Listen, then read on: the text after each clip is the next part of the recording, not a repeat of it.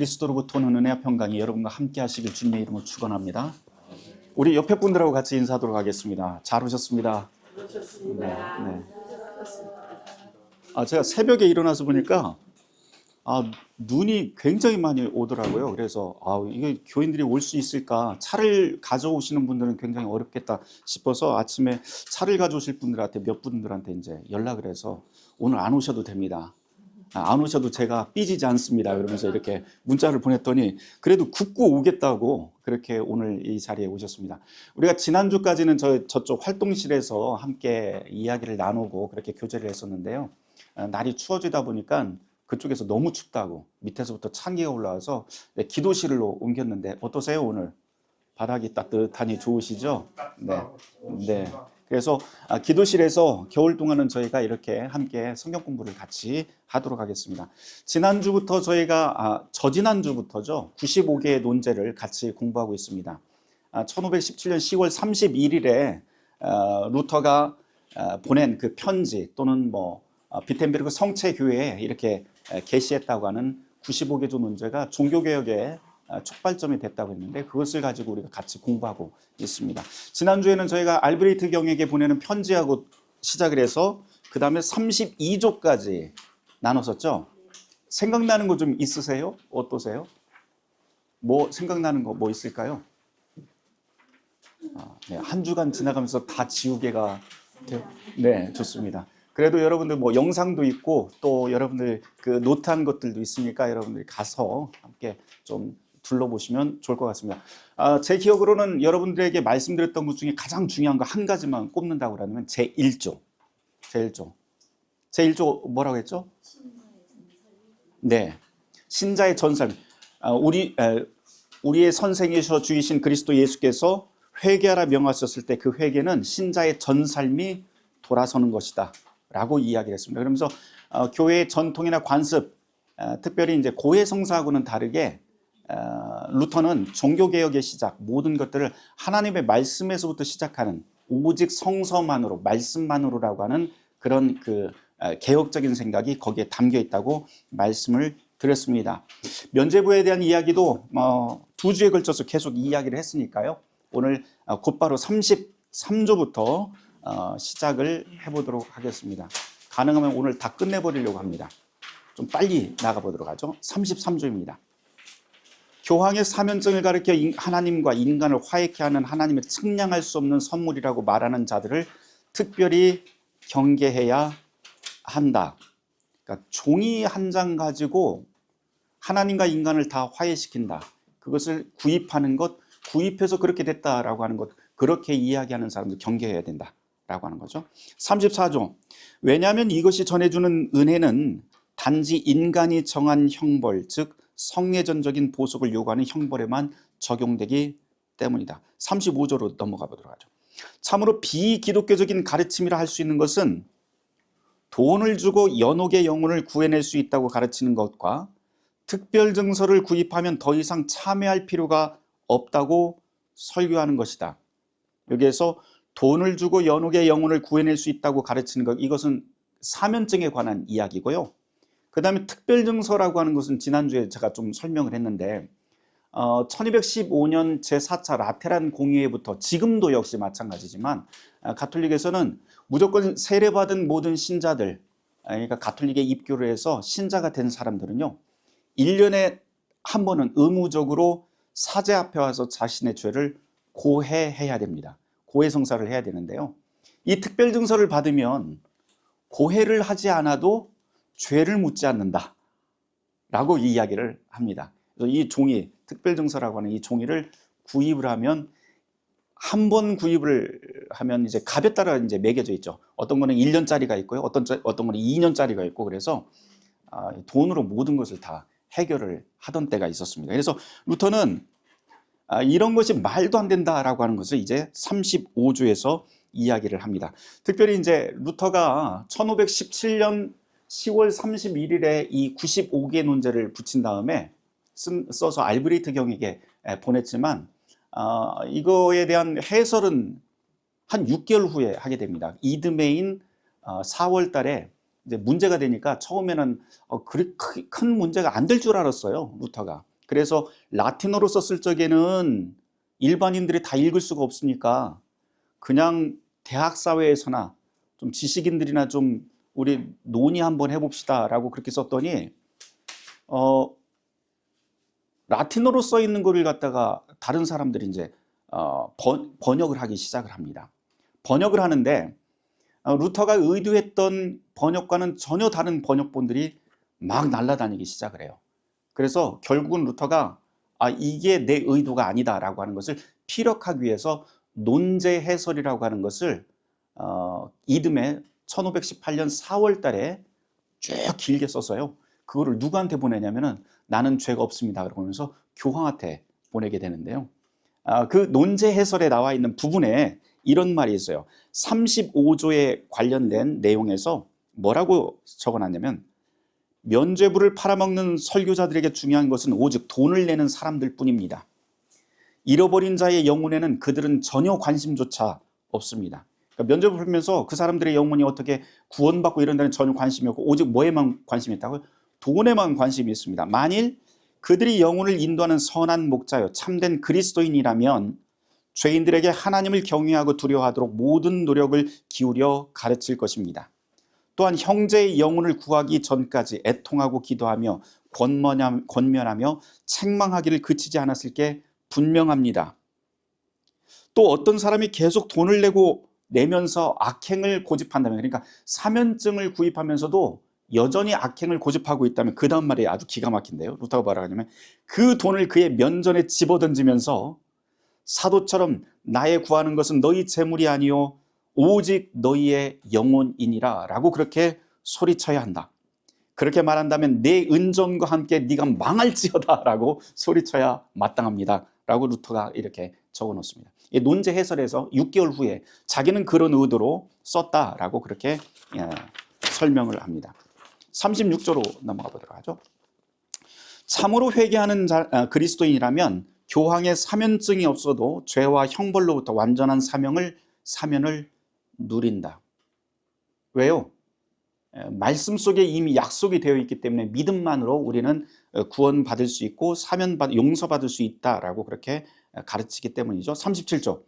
참된 그리스도인이라면 사나 죽으나 가릴 것 없이 그리스도와 교회가 소유한 모든 유익을 함께 누린다. 하나님께서는 이 모든 것을 사면증하고 전혀 상관없이 이미 주셨다.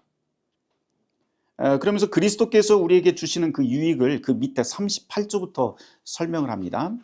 자, 38조. 그러나 교황의 공적인 사면 선언과 징계에 대한 관여를 결코 무시하면 안 된다.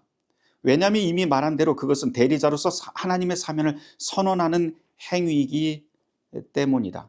이것만 읽어보면 교황의 권위를 굉장히 높여주고 교황이 사면하면 다 받아들여야 되는 것으로 그렇게 우리가 착각할 수 있는데요. 루터는 그런 의미로 쓰지 않았다고 또 그 6개월 후에 쓰게 됩니다. 뭐라고 되어 있냐면 교황의 사면권이란 오직 하나님께서 죄를 용서했다는 것을 선언하거나 인정하는 것뿐이다 라고 이야기를 해요. 그러니까 중요한 건 뭐예요? 교황의 권위가 중요한 것이 아니고 교황으로 세워져서 그 사람이 높은 계급에 있어서 중요한 게 아니고 이미 하나님께서 말씀하신 그 말씀, 용서의 약속을 위임받아서 그냥 선언하고 인정하는 것밖에는 교황의 능력이 없다라고 하는 거예요. 그런데 잘 생각해 보세요. 그러면 교황의 능력만, 교황만이 그것을 할 수 있느냐? 루터는 그것이 아니라고 나중에 또 이야기를 하거든요. 모든 세례받은 사람이 똑같이 그리스도께서 약속하신 그 용서의 권세를 다 사용할 수 있다라고 이야기해요. 그러고 보면 세례받은 사람은 교황이나 어린아이나 할 것 없이 다 똑같다라고 하는 그런 말이 됩니다. 계속 보도록 하죠. 39조. 사면증의 유익과 참된 회개의 필요성을 동시에 한자리에서 가르치는 것은 학식 있는 신자에겐 불가능한 일이다. 그 이유를 설명을 하는데요. 그 다음 조에서 이야기를 합니다. 루터가 이렇게 말을 해요. 참되게 회개하는 사람은 자신의 죄에 대한 형벌을 면제받기보다 달게 받는 편을 택한다. 회개하는 사람은요, 용서를 받을 적에 다 없어졌습니다 라고 그렇게 하는 것보다도 내가 달게 받습니다 라고 하는 태도가 우선이라고 하네요. 그 다음에 반면에 교황의 사면증은 그런 회개하는 양심을 무디게 하여서 형벌을 피하고 싫어하게 만듭니다. 즉 사면증 판매와 회개의 촉구는 공존할 수 없습니다. 회개라고 하는 건 뭐예요? 내가 죄를 지었으니 하나님 앞에서 그 죄에 대한 책임을 달게 지겠습니다 라고 하는 게 회개잖아요. 사면증은 뭐예요? 그거 없어도 다 지워버리겠다라고 하는 게 사면증이잖아요. 특별히 이 사면증은 돈으로 주고 자기가 무엇을 하지 않고도 돈만 있으면 된다고 하는 것이 이 사면증이기 때문에 루터는 그렇게 길을 쓰고 안 된다라고 했던 거죠. 그 다음 루터는 논제에서 40조에서요 무슨 이야기라면 탕자의 비유를 여기에서 듭니다. 그러면서 복음서에서 탕자가 아버지를 향해 회개하는 대목과 다윗이 회개하는 장면을 등장시켜서 참된 회개라고 하는 것은 죄에 대한 형벌을 피하려고 하지 않는 태도, 그것이 바로 참된 회개다라고 그렇게 가르쳐 줍니다. 40조로 가볼까요? 참으로 회개하는 죄인은 죄에 따른 형벌을 달게 받는다. 반면에 수많은 사면증들은 형벌에 대해 둔감하게 만들고 형벌을 멀리하게 만들며 적어도 이런 일에 대한 빌미를 만든다. 41조. 사도적 사명권을 설교할 때 그것이 그리스도의 사랑으로 행하는 선행보다 나은 것처럼 오해하지 않도록 신중히 가르쳐줘야 한다. 그러니까 교황이나 사제들이 당신 죄가 용서받았습니다 라고 선언하는 것보다도 뭐가 더 우선이라고 해요? 그리스도의 사랑을 믿고 그 사랑으로 선행을 행하는 것이 훨씬 더 낫다라고 가르칩니다. 42조. 그러면서 그리스도인들이 교회에서 가르쳐야 될 것이 무엇인지 이제 조목조목 설명을 합니다. 42조. 그리스도인들에게 이것을 분명히 가르쳐야 된다. 선한 사랑의 실천을 사면증 구입과 비교하는 것은 얼토당토하는 일이며 이것은 교황의 의도와 상관없다. 교황을 굳건히 믿고 있는 거죠. 아주 순수한 교황이라고. 43조. 그리스도인들에게 이것을 분명히 가르쳐야 된다. 가난한 사람을 도와주고 궁핍한 사람에게 구워주는 것은 사면증을 구입하는 것과 비교할 바 없이 선한 일이다. 44조. 왜냐하면 선행을 통해 사랑을 성장하고 그 일을 통해 인간은 더욱 선한 사람이 되어가기 때문이다. 그러나 사면증으로는 선하게 될 수도 없고 오직 형벌에서 벗어날 뿐이다. 45조. 여기 45조, 46조가 굉장히 중요한 조항인데요. 그리스도인들에게 이것을 분명히 가르쳐야 된다. 궁핍한 자를 지나치면서 사면증을 구입하는 사람은 교황의 사면이 아니라 하나님의 진노를 사들이는 것이다. 46조. 그리스도인들에게 이것을 분명히 가르쳐야 된다. 재산이 풍족한 사람이 아니라면 가족을 위해 필요한 것을 저축할 의무가 있고 사면증 구입에 낭비해서는 안 된다. 요거를 이제 설명하면서요. 루터가 논제 해설에서 뭐라고 이야기를 하냐면 디모데전서 5장 8절을 인용합니다. 디모데전서 5장 8절 누가 한번 찾아서 읽어 주실래요? 디모데전서 5장 8절.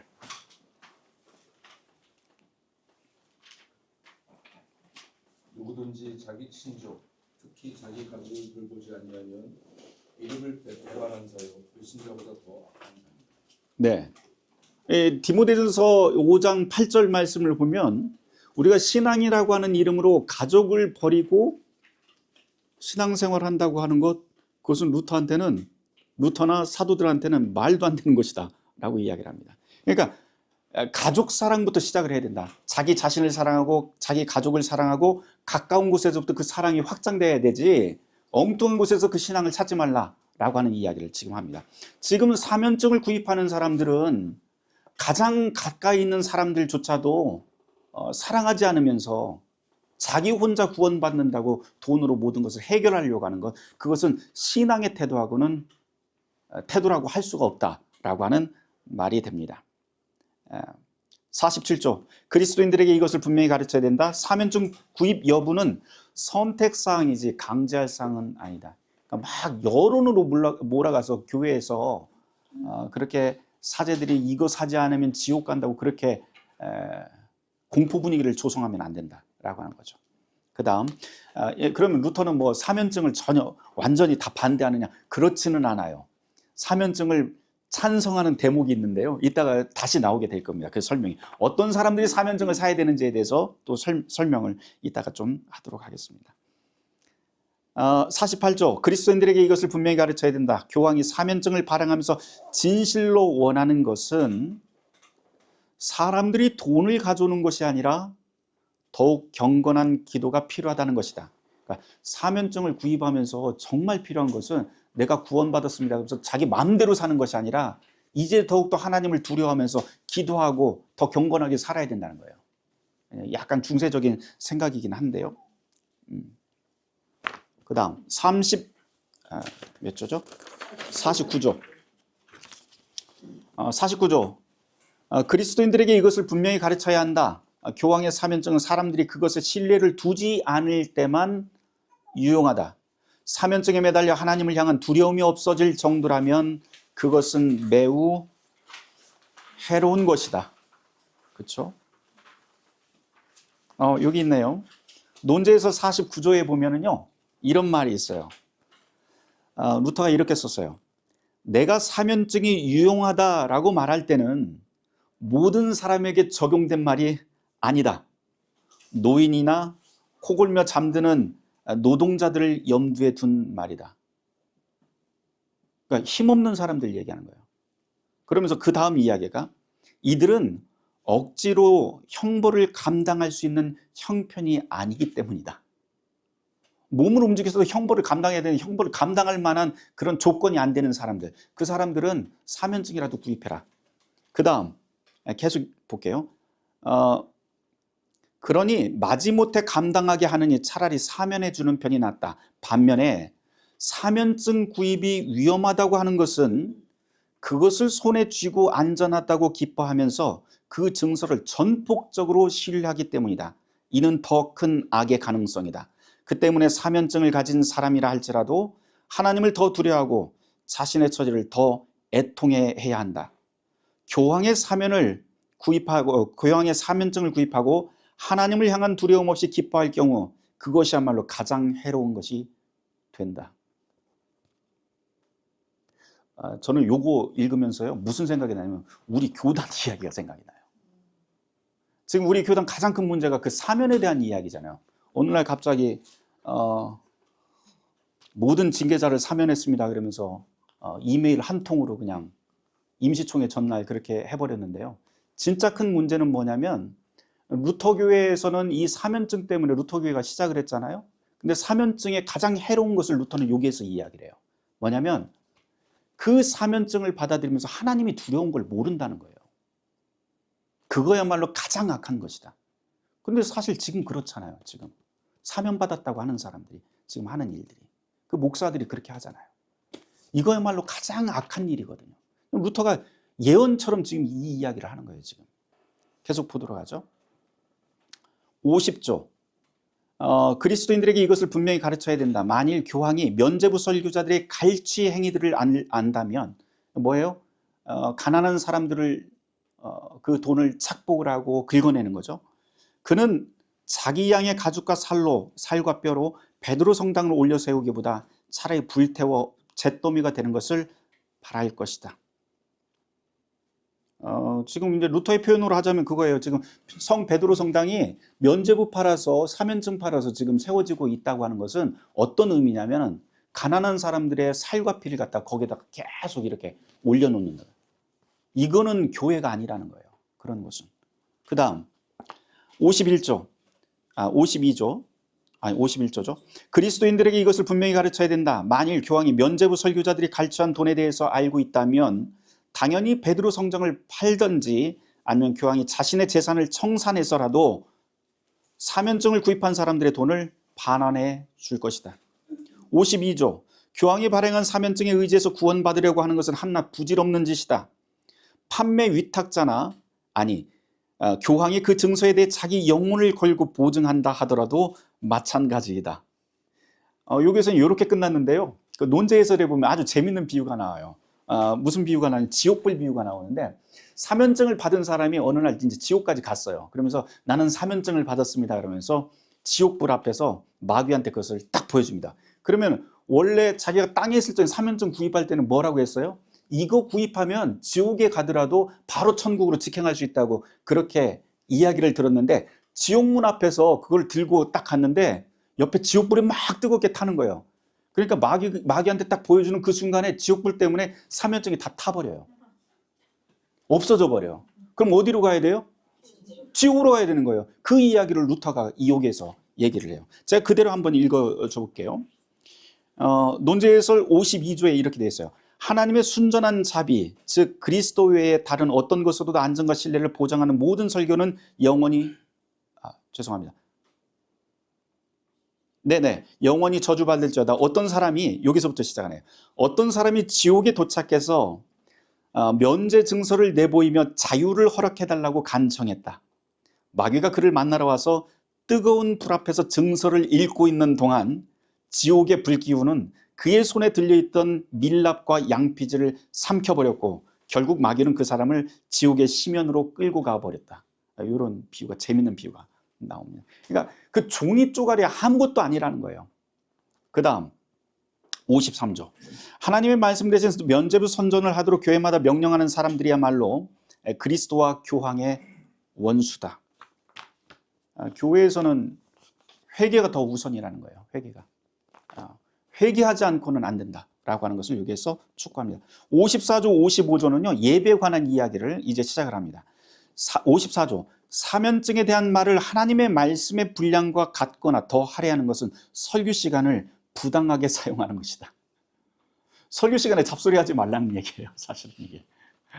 그 다음 55조.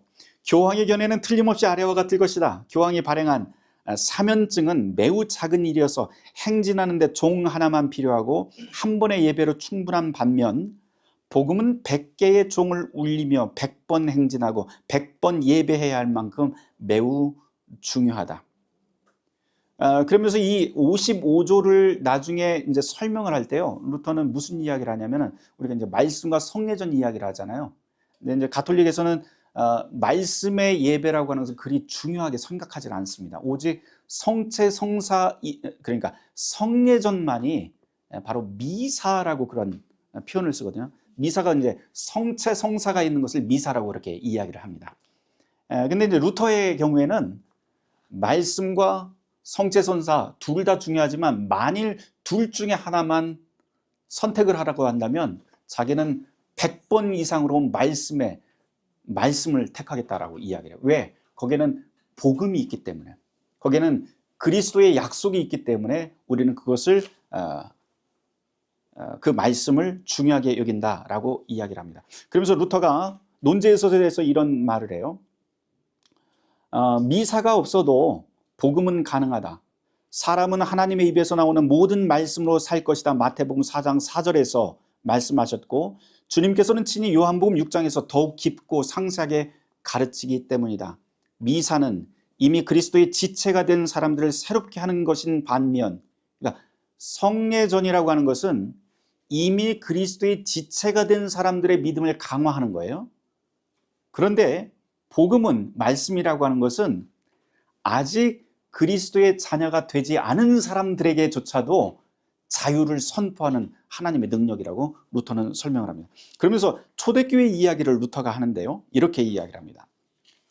초대교회 예배에서는 귀신 들린 자를 비롯하여 아직 입교하지 않은 예비 신자들도 복음이 읽혀질 때, 다시 말해서 말씀이 선포가 될 때, 우리가 쉽게 이야기해서 우리 예배로 하자면 어디예요? 말씀의 예배라고 하는 설교 시간까지, 그러니까 교회의 기도까지는 다 같이 있는다고 얘기해요.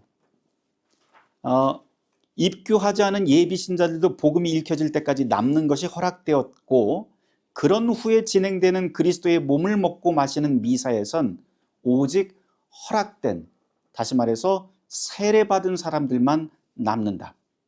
그 이외의 사람들은 모두 다 나가야 했다. 그러므로 복음, 말씀의 복음은 미사를 앞선다.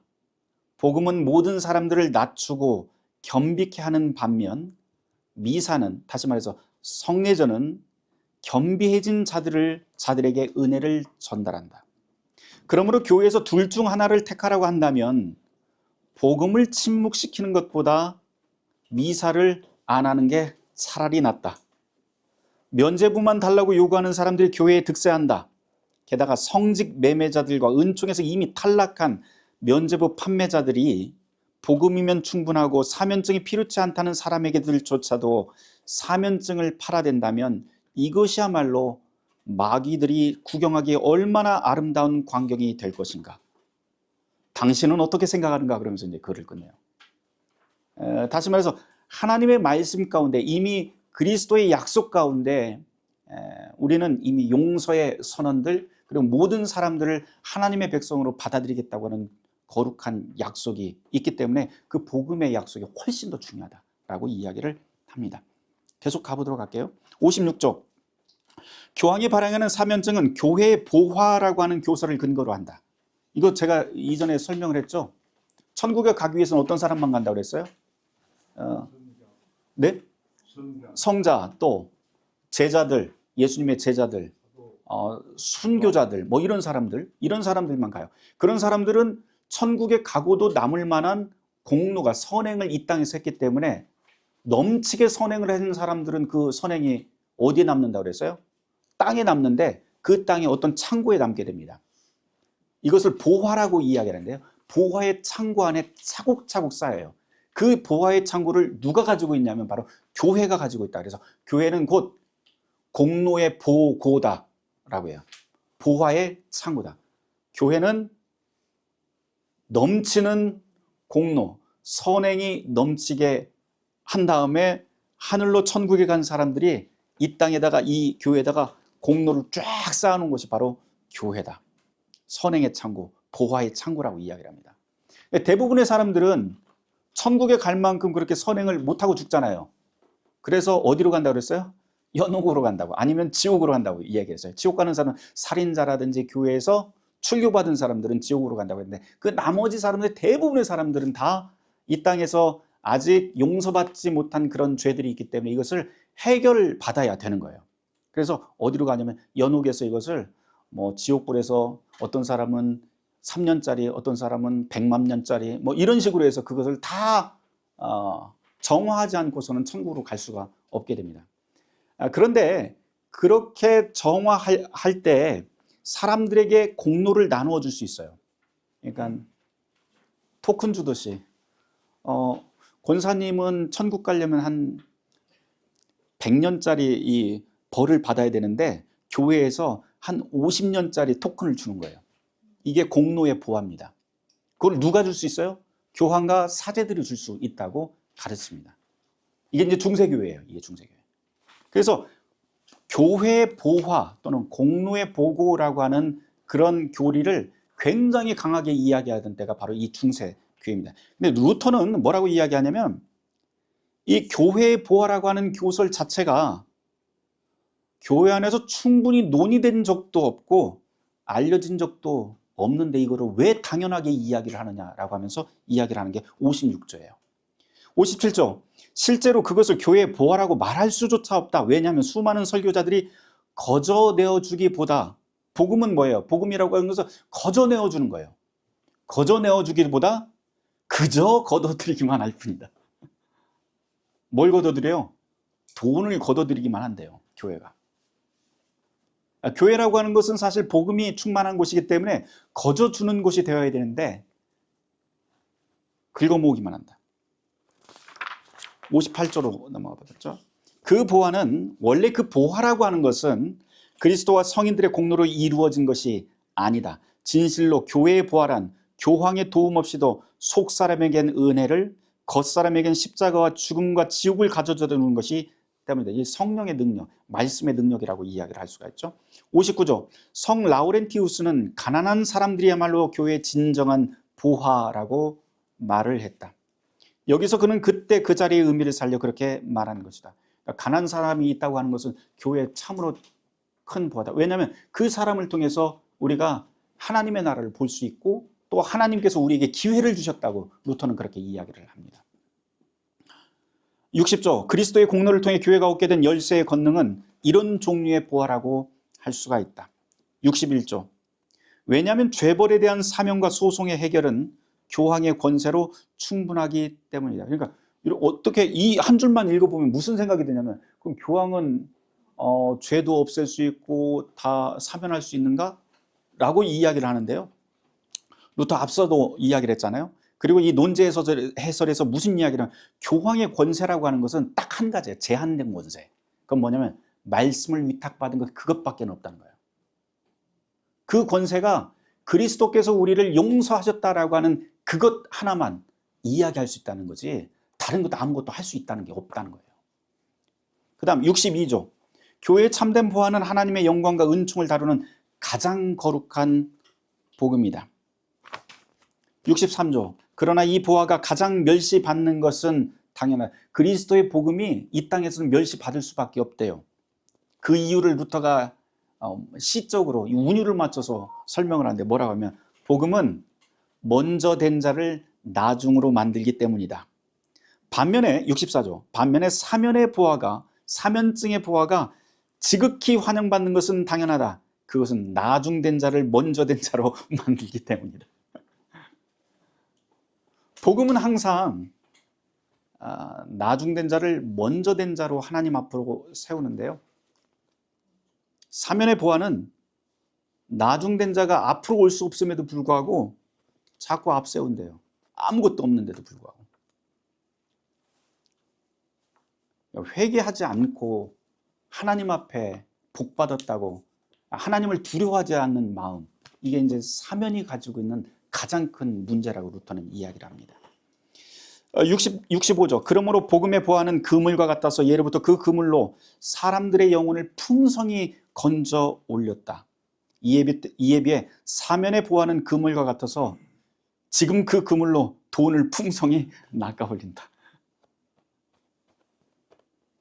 사면이라고 하는 게 양날의 검인 거예요. 그러니까 이게 주님께서 우리에게 사면을 주셨다라고 하는 거예요. 사면을 선포하면 그 사면을 통해서 우리가 해야 될 일은 뭐냐면 그 사면을 받고 정말 하나님을 두려워하고 하나님을 사랑하는 마음이 극대화가 되어야 되는데 실제로 이 땅에서 사면은 어떤 식으로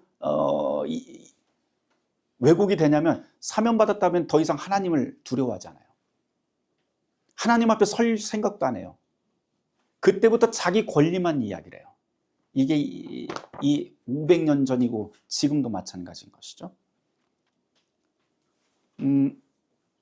67조 면죄부 설교자들이 큰 은총에 두고 외쳐대는 사면증이 재물 축적의 수단으로 이용되는 한 실제로 그렇게 이해될 수밖에 없다. 루터는 이 사면이라고 하는 게 제대로만 사용이 된다면 굉장히 좋은 것으로 이해를 합니다. 왜냐하면 그리스도께서 우리에게 명하신 것이니까. 그런데 사람들은 늘 이것을 왜곡해서 사용을 하고 하나님을 두려워하지 않는 삶을 살아가는 것, 이것이 가장 큰 해악으로 본 것이죠. 68조 그러나 하나님의 은총과 십자가의 자비에 견주어 본다면 그것은 참으로 티끌보다 못한 것이다. 사면증, 사면하는 것, 그거 그리스도의 십자가의 은총에 비하면 아무것도 아니라는 거예요. 69조 주교와 교구 사제들은 사도 계승의 권위를 부여받은 대사, 면죄부 설교자들, 면죄부 파는 사람들이죠. 대사, 대리인들을 온갖 경의를 다해서 영접할 직무상 의무가 있다. 요거 이제 계급에 대한 이야기예요. 자, 계급으로 이제 위계로 따지면 가톨릭에서 누가 제일 높아요? 교황, 그 다음 추기경, 주교, 그 다음 일반 사제. 그런데 중간에 누가 있냐면 교황의 위임을 받은 대리인들이 있어요. 중간중간에. 여기에서는 지금 사면증을 파는 사람들이 교황의 이름으로 지금 팔고 있잖아요. 그래서 교황의 이 위임을 받았기 때문에 어떤 면에서 보면 주교보다도 더 높은 거예요.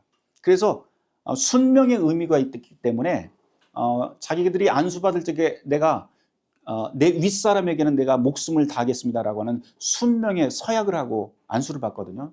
이 가톨릭 사람들은, 가톨릭 사제들은. 그래서 주교나 교구 사제라 할지라도 이 면죄부 판매자들이 오게 되면 그 사람들을 교황을 모시듯 극진히 대접을 하고 목숨을 바쳐서 순종을 해야 됩니다. 그런데 70조가 이제 반전이에요. 뭐라고 해요? 그러나 그보다 더 큰 의무가 있다는 거예요. 그 큰 의무는 저 사람들이 지금 위임받은 그 사항 대신 자기네들의 희망상을 전하고 있는 것은 아닌지 반드시 감독해야 된다라고 하는 거예요. 그러니까 복음에 위배된 일을 하는지 안 하는지 그것을 반드시 감독을 하고 철저하게 눈을 뜨고 봐야 된다라고 하는 겁니다.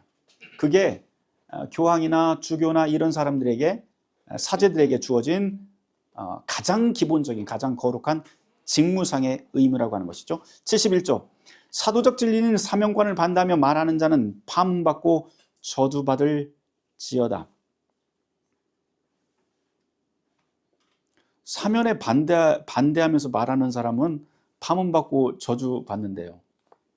그런데 이게 사면은 누가 한다고 그랬어요? 여기서 교황이 사면한다고 그랬잖아요. 우리로 따지면 누가 사면한다고 이렇게 바꿀 수 있어요? 총회장이 사면한다는 말이 되잖아요. 근데 루터는 여기에서 논제해설에서 무슨 이야기를 하냐면, 논제해설에서 교황이 발행하는 사면정은 하나님의 은혜와 그 은혜를 큰 소리로 설교하는 것에 비하면 작디 작은 것에 불과하지만, 그럼에도 불구하고 교황의 사면을 부정하며 목소리를 높이는 자는 무례히 교회의 권위를 거스리는 것이다 라고 하면서 왜냐하면이라고 하는 단서 조항을 거기다 붙여놔요. 왜냐하면 교회가 교황에게 복종하는 이유는 그가 가장 작은 일마저도 자신의 감정과 모든 것을 포기하며 교회를 위해 자기를 낮추기 때문이다. 그러니까 교황의 위계, 자기가 높은 자리에 있기 때문에 사람들이 교황이 사면을 할 때 그것을 받아들이는 게 아니라는 말이에요. 무엇 때문에 그래요? 교황은 교회에서 가장 낮은 것으로 희생하는 자리이기 때문에 그 희생하는 모습을 보고 사람들은 교황의 사면을 받아들인다는 거예요. 그러면 거꾸로 이야기하면 교황이나 아니면 교회의 성직자들이 자기의 희생하는 모습이 보이지 않는다면 순종해야 돼요? 말아야 돼요? 순종 안 해도 된다는 소리예요, 이게. 그러니까 루터는 한 문장으로 71조에서 사도적 진리인 사명권을 반대하며 말하는 자는 파문받고 저주받을지어다 라고 이야기를 할 때 단순히 교황이나 사제나 이렇게 그냥 직무를 이야기하는 게 아니에요. 그 사람들에게 위임받은 일이 무엇인지 알고 있어야 된다는 거예요. 그 다음 72조, 그러나 면죄부 설교자들의 뻔뻔함과 오만한 말을 경계하고 반대하는 사람들에게는 복이 있을지어다. 그러니까 루터한테는 가장 권위가 뭐예요? 직제가 아니에요. 그러니까 교황이든 주교든 이런 사람들이 높다 해서 거기에다가 고개를 숙이고 무릎 꿇고 하는 게 아니에요. 가장 두려워하고 순종하는 건 뭐예요? 바로 하나님의 말씀이에요. 하나님의 말씀이 모든 것을 판단하는 루터의 기준이 됩니다. 그 위에 우리 루터 교회가 서 있는 거고요. 또 73조, 사면증 판매를 방해하며 손쓰는 자에게 교황의 파문 결정이 내려지는 것은 옳다. 그러나 그보다 더 옳은 일은 74조가 굉장히 중요하죠. 사면증을 구실삼아, 사면을 구실삼아 거룩한 사랑과 진리를 가리며 방해하는 자를 교황이 파문하고 출교시키는 일이다. 그러니까 교황이 해야 될 일은 뭐예요? 교회에 사랑이 넘치게 하고, 그리고 희생과 또 하나님 두려워하는 마음을 가득하게 만드는 것이 실제로 교황이 해야 될 일인데, 이거 안 하면 그 큰일이라는 거죠. 그래서 나중에 루터가 이제 자기가 교황을 적그리스도라고까지 이야기를 하게 됩니다. 75조, 불가능한 말이지만 교황의 사면증엔 대단한 능력이 있어서 하나님의 어머니를 능욕하더라도 그 죄를 용서할 수 있다고 생각하는 건 정신 나간 짓이다. 여기 이제 제가 뭐 조금 온건하게 번역을 했는데요. 하나님의 어머니는 성모잖아요. 성모인데 능욕한다고 표현은 원래 그 라틴어에서는 가늠하다 그 뜻이에요. 그러니까 강간하다 이런 말이에요. 그렇게 하더라도 용서를 받는다고 그 당시 면죄부 판매자들이 그렇게 설교를 하고 다녔어요. 얼마나 우매한 짓이에요. 정신 나간 짓이다. 76조, 우리가 주장하는 것은 정반대다. 교황의 사면증은 제 아무리 작은 죄라 할지라도 그 죄를 지울 수가 없다. 이게 루터의 결론이에요, 사실은. 교황이 제 아무리 그렇게 한다 하더라도 교황의 능력으로 할 수 있는 게 아니라는 거예요. 77조, 지금 베드로가 교황으로 온다 하더라도 면죄부보다 더 큰 은총을 줄 수 없다고 선전하는데 그것이야말로 베드로와 교황에 대한 모독이다. 면죄부 설교자들이 계속 얘기하는 거예요. 베드로가 부활해서 이곳에 와서 설교를 한다 하더라도 지금 여러분들에게 이 팔고 있는 이 면죄부 요거 사는 게 훨씬 더 효력이 있습니다 라고 그렇게 설교를 했던 거죠. 78조 우리는 그런 말을 경멸한다. 현재 교황과 모든 교황들은 그보다 더 큰 은총, 즉 고린도전서 12장에 선포된 것처럼 복음과 여러 능력 그리고 치유의 은사를 가지고 있다고 우리는 주장한다. 79조 교황의 팔에 장식으로 새겨진 십자가 무늬가 그리스도의 십자가와 똑같은 효력이 있다고 말하는 것은 신성 모독이다. 교황 이 옷자락에 십자가 이렇게 돼 있고요. 여기다가 이제 도장이 큰 도장이 있는데 이걸로 꾹 찍잖아요. 밀랍에다가 뭐 거기다 이제 십자가 모양이 있는데 그게 굉장히 큰 효력이 있다고 이야기하는데 그거 그렇지 않다라고 하는 거예요.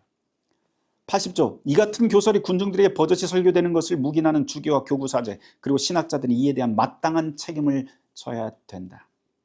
이런 뻔뻔스러운 면죄부 설교 때문에 일반 신자들조차 교황을 모독하고 신랄한 질문을 던진다. 이런 상황에 제 아무리 박식한 사람이라 해도 교황의 명예를 지켜주기란 쉽지 않다. 그러면서 민간에 퍼지고 있는 일반 성도들, 평신도들의 불만들을 이제 쭉 나열하기 시작을 해요. 그게 이제 82조부터 시작합니다. 예를 들어 사람들은 이렇게 묻는다. 가장 거룩하고 사랑을 베푼다는 그 교황이 왜 연옥을 비우지 않는가? 그렇게 능력도 많은데 연옥은 왜 안 비우는가? 이는 영혼의 가장 궁극적인 요청이고 신자들의 가장 정당한 요구라고 할 수 있다. 그런데 교황은 지금 대성당 건축이라고 하는 매우 하찮은 이유 때문에 수많은 영혼들을 돈으로 팔아넘기고 있다. 83조 또 이렇게 묻는다. 연옥에서 죄값을 치른 자를 위해 기도하는 것은 온당치 않은 일인데 무슨 이유로 죽은 자를 위해 매번 돈을 받고 위령 미사와 기도를 대신 드려주는 것인가? 그것이 불의한 일인 줄 알면서도 그런 목적의 헌금을 되돌려주거나 그 관습을 없애지 않는 이유는 도대체 무엇이라는 말인가? 여기 나와 있는 이 위령 미사가 있는데요. 우리는 교회 운영하는데 그 운영할 때 가장 큰 운영 자금은 뭐예요? 교인들의 헌금이잖아요. 근데 헌금 뭐 감사헌금도 내고 11조도 내고 하는데 중세교회에서는 그 교회를 운영하기 위해서 가장 큰 수입원이 무엇이었냐면은 위령미사였습니다. 위령미사. 면죄부는 아주 적은 거고요. 사실 여기서 면죄부가 많이 부각이 됐죠. 위령미사요. 위령미사는 여러분들 이제 그 독일 교회나 유럽 교회 가보면 교회가 사실은 묘예요. 앞에 이제 제단이 있으면은 앞부분부터 석관이 다 있습니다. 석관묘가. 사람들 이렇게 조각되어 있는 거 혹시 보셨는지 모르겠어요. 유럽에. 그게 묘예요. 묘. 앞자리에서부터 제단에서 성찬대에서부터 가까운 자리는 비쌉니다. 돈을 많이 내요. 우리도 뭐 풍수지리 같은 거 있잖아요. 그러니까 하나님의 제단이기 때문에 하나님 제단에 가까운 곳일수록 비싸요. 그럼 그 자리는 누가 얻을까요? 가장 비싼 자리는 가장 돈 많은 사람, 아니면 가장 힘센 사람, 이런 사람들의 자리예요.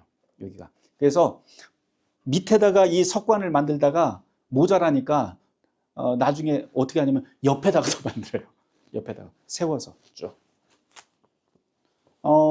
중세시대 때 그러면은 평신도들도 천국 가고 싶잖아요. 천국 가고 싶으니까 어떻게 했냐면은 그 당시에는 죽으면은 교회 옆에만 가면 그 구원받을 수 있다고 하는 그런 신앙들이 아주 순수한 신앙들이 있었기 때문에 자기 아버지나 누구 가족들이 죽으면은요 그냥 교회 건물 바깥에다가 구덩이 파고 그냥 훅 집어넣고 몰래 지나가고 막 이랬어요. 그러니까 비가 오면 어떻게 돼요? 홍수가 나고 그러면 다 씻겨내려서 교회 옆에 시체가 막 둥둥둥 떠다니고 그랬다고 해요. 그래서 생긴 게 뭐냐면 유럽 교회에 가보면 공동묘지 있잖아요. 여러분들 오래된 교회 바로 옆에는 공동묘지가 따로 있는 이유가 나중에 교회 법령으로 만들어서 교회 옆에다가 그 시체를 던지지 말라고 만든 게 공동묘지가 시작이 됩니다. 교회 공동묘지가. 한 가지 더 이야기를 해보죠. 그럼 위령미사가 왜 이렇게 비쌌을까? 사람들은 그 당시 생각에 교회에다가 맡기기만 하면, 교회가 공로의 창고잖아요. 보화의 창고잖아요. 그래서 이곳에 맡기고 그 보화를 관리하는 사람은 주고 또 닫고 하는 그 능력을 가진 사람들은 누구예요? 문지기는 누구예요? 사제들이라고 생각을 했어요. 그래서 교회 안에다가 자기 아버지나 어머니들을 여기다가 모신 다음에 모시기만 하면 이제 사제들이 다 알아서 하는 거예요.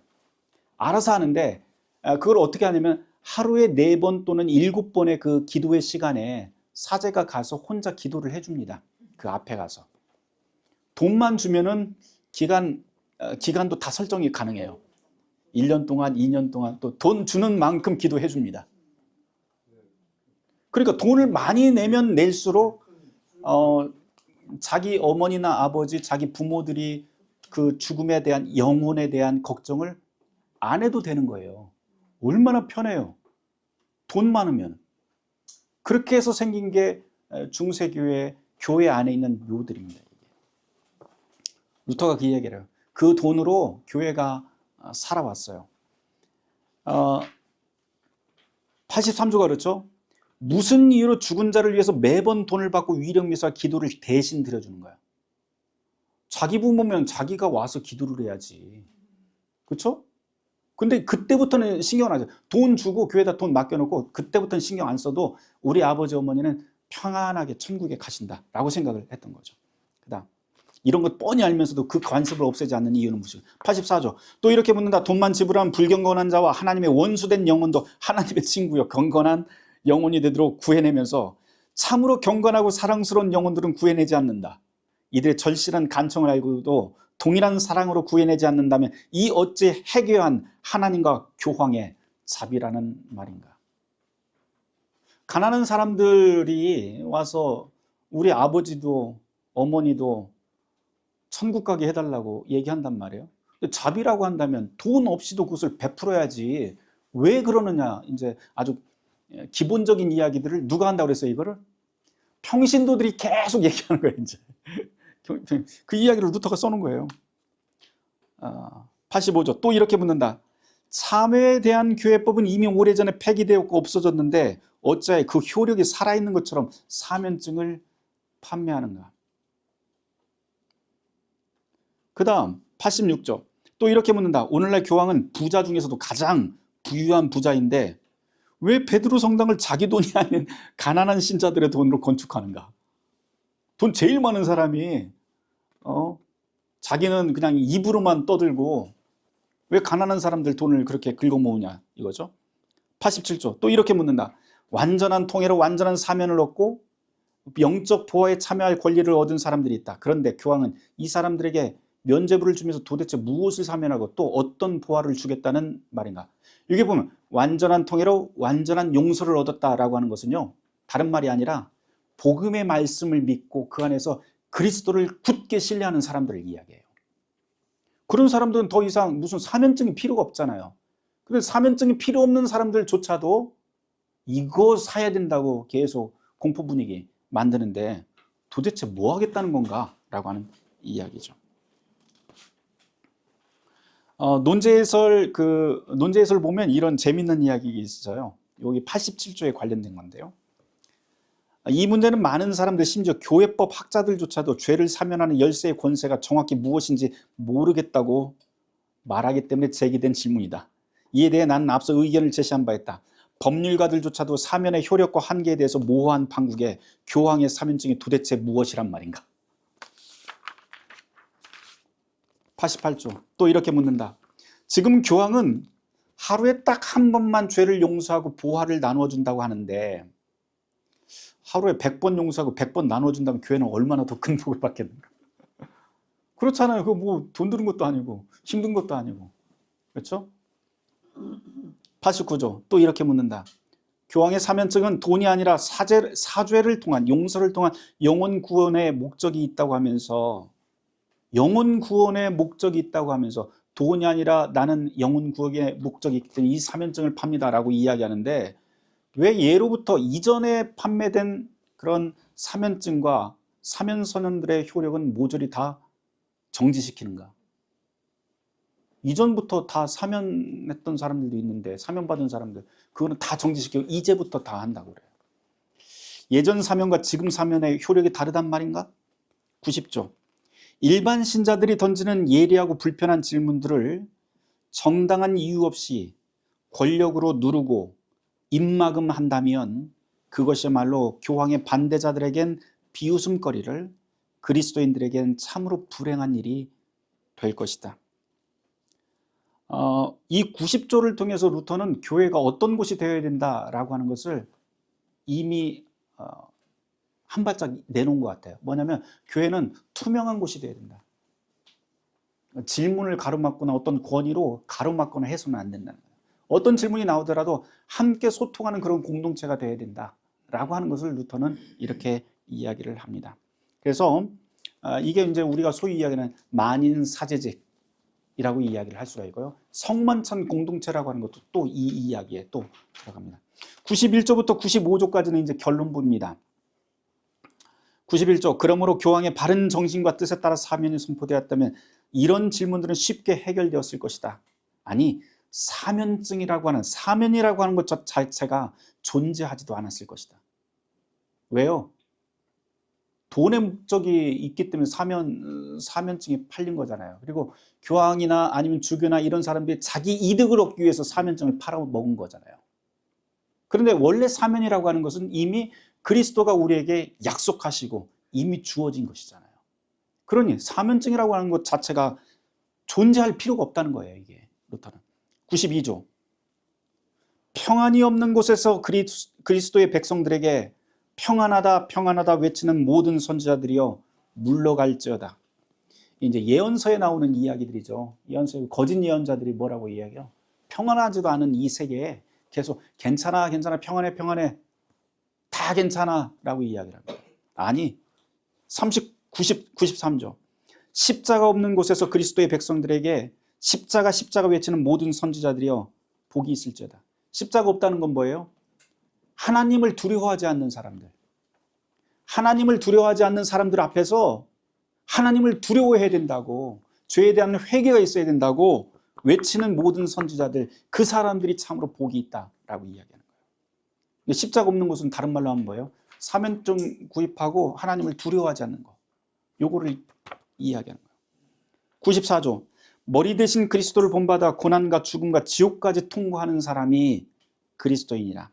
95조, 그러므로 그리스도인이라면 안전하게 보장된 평화보다는 수많은 시련을 통해서 하늘에 들어간다고 하는 것을 더욱 굳건히 신뢰해야 한다. 저는 이제 요번에 이거를 준비하면서요, 여러분들하고 이전에 뭐 번역도 다 하고 책으로도 써내기는 했지만 또 3주일 동안 이거 하면서 한 가지 여기에서 딱 그 핵심은 이거다라고 이야기할 수 있는 건 하나님을 두려워하는 마음이 우리에게 있어야 된다. 용서는 그리스도께서 우리에게 해주시는 것이고요. 그리고 교황이든 교회 목사든 우리가 용서를 선포할 적에 그 용서는 그리스도의 약속 때문에 우리가 선포하는 것인데, 그 약속을 받는 사람들의 온전한 태도는 뭐라고 했어요? 회개하는 마음, 하나님께 정말 내가 모든 것을 책임지겠습니다라고 하는 그런 자세, 하나님을 두려워하고, 그러나 그 두려움 가운데서도 하나님의 그 복음을 굳게 신뢰하면서 우리의 삶을 살아내는 것, 이것이 바로 사실은 이 95개의 논제에 담겨 있는 가장 큰 핵심이라고 이야기를 할 수가 있습니다. 바라기는 저와 여러분들이 그런 회개의 삶, 그러나 주님께서 우리에게 약속하신 그 복음의 약속을 믿고 굳건하게 살아가시길 주님의 이름으로 축원합니다. 함께 기도하겠습니다.